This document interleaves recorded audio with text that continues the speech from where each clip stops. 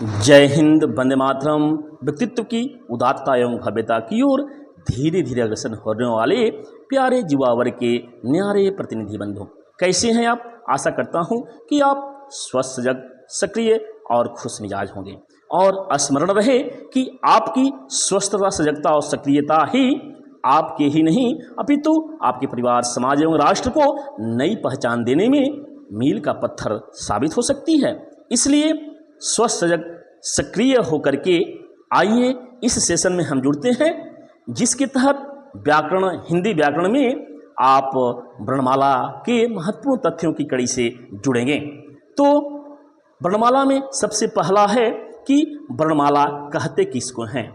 वर्णमाला की परिभाषा जहाँ तक है तो इसे वर्णों के क्रमबद्ध समूह को वर्णमाला कहते हैं। वर्णों के क्रमबद्ध समूह को वर्णमाला कहते हैं। हिंदी वर्णमाला में वर्णों की कुल संख्या 52 होती है। वर्णमाला में कुल वर्णों की संख्या कितनी होती है? तो हिंदी वर्णमाला में वर्णों की कुल संख्या 52 होती है।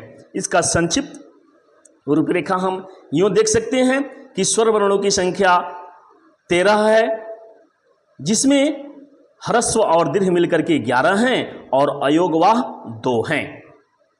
व्यंजन वर्णों की संख्या 25 है, जिसमें स्पर्श वर्ण क से लेकर के म तक आते हैं, जिसमें कवर्ग, चवर्ग, टवर्ग, तवर्ग और पवर्ग आते हैं। अंतस्थ वर्णों की संख्या 4 होती है, जो य, र, ल और व हैं। उस वर्णों की संख्या तलावे स, मूर्धनि स, दंत स और ह है, इसकी भी संख्या 4 होती है। संयुक्त व्यंजन में छ, त्र, ज्ञ और स्र आते हैं, इनकी संख्या 4 है। द्विगुण व्यंजन में ड़ और ढ आते हैं, जिनकी संख्या 2 है। इस तरह से कुल वर्णों की संख्या 52 होती है। तो हम अभी वर्णमाला के क्रमबद्ध समूह को जाने और वर्णों में कौन कौन विशेष स्थान रखते हैं। स्वर वर्ण, व्यंजन वर्ण, अंतस्थ वर्ण, ऊष्म वर्ण और संयुक्त वर्ण तथा द्विगुण व्यंजन वर्ण मिलकर के कुल वर्ण 52 होते हैं। अब हम वर्णों की विशेष पहचान करते हैं, जिसमें हिंदी वर्णमाला में अभी हमने जाना कि हिंदी वर्णमाला में वर्णों की कुल संख्या 52 होती है। स्वरों की कुल संख्या 13 होती है, जिसमें ह्रस्व स्वर और दीर्घ स्वर मिलकर के कितने होते हैं? इनकी संख्या 13 होती है, जिसमें ह्रस्व स्वर 4 होते हैं, अ, ई, उ और री। दीर्घ स्वरों की संख्या कुल 7 होती है, जिसमें आ, हर्षई, हर्षऊ, आ, दीर्घई, दीर्घऊ, ए, ऐ, ओ और औ आते हैं। अर्थात ह्रस्व स्वर की संख्या 4 है, दीर्घ स्वर की संख्या 7 है। इस तरह से ये 4 और 7 मिलकर के 7 और 4 मिलकर 11 हो गए। आयोग प्लुत स्वर, इसमें जो त्रिमात्रिक होते हैं और एक आयोगवाह जो होता है वो भी स्वर में ही गिने जाते हैं, जिनकी संख्या 2 होती है। तो इस तरह से कुल स्वर मिलकर के 13 हैं, जिनमें 11 ह्रस्व और दीर्घ स्वर मिलकर के हैं।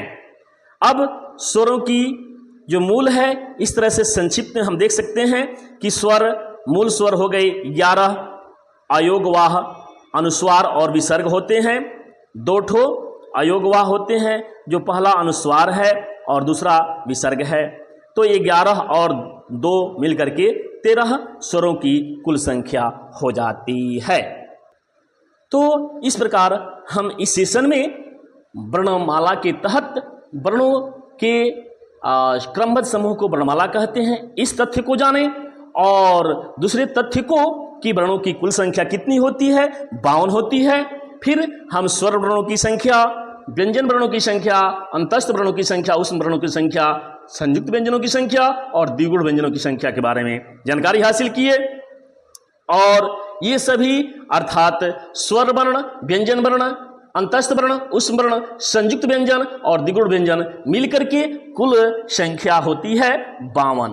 तो इस प्रकार हम इस महत्वपूर्ण तथ्य की कड़ी से जुड़े। अगले सेशन में पुनः हम शब्द सौष्ठव के तहत मिलते हैं महत्वपूर्ण तथ्यों की कड़ी से। तब तक के लिए जय हिंद, वंदे मातरम।